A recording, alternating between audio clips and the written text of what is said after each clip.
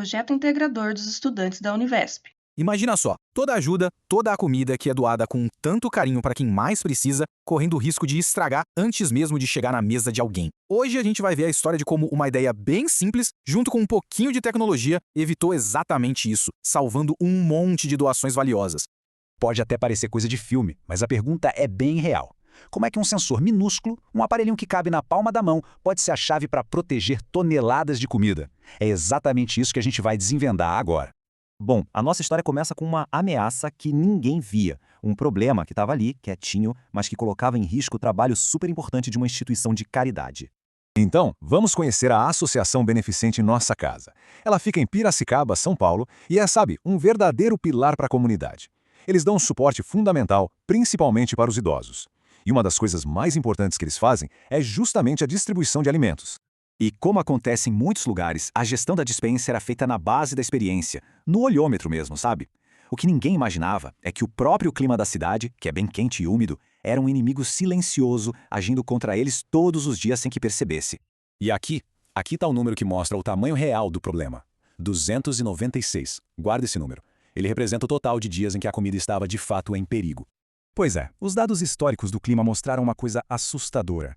Em um único ano, Piracicaba teve 296 dias com condições de calor e umidade que são péssimas para guardar comida.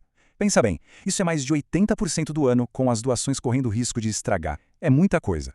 E foi aí que entraram em cena os heróis da nossa história. Um grupo de estudantes de ciência de dados que olhou para esse problema e decidiu que não ia ficar de braços cruzados. Eles basicamente transformaram os dados em um cão de guarda para a despensa.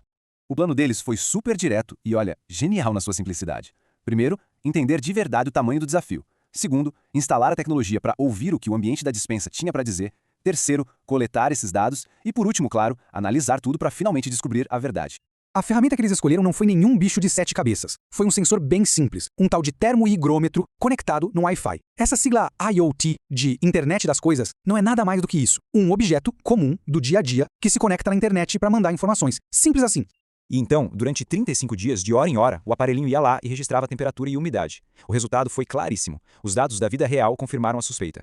A temperatura dentro da despensa passava em muito do limite de segurança de 25 graus Celsius.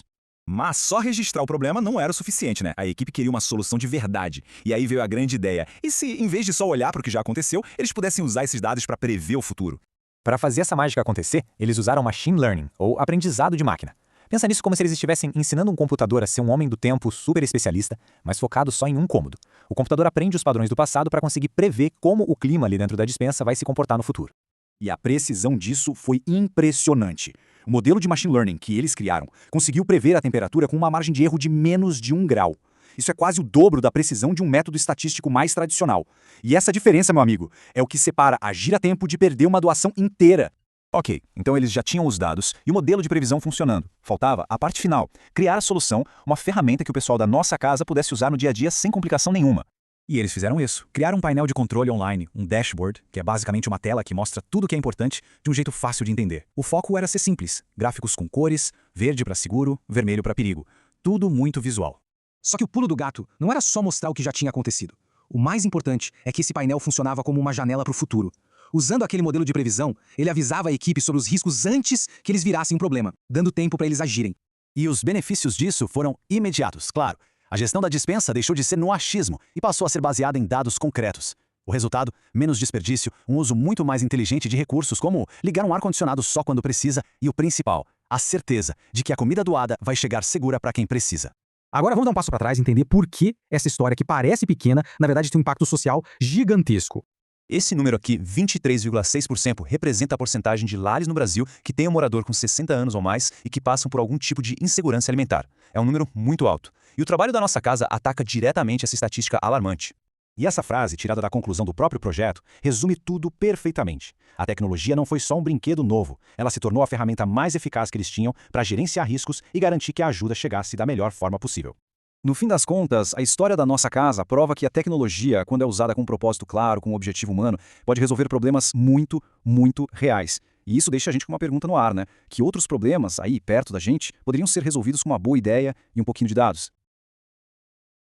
O projeto foi desenvolvido no Visual Studio Code, foi colocado no GitHub e aqui está o monitor de temperatura.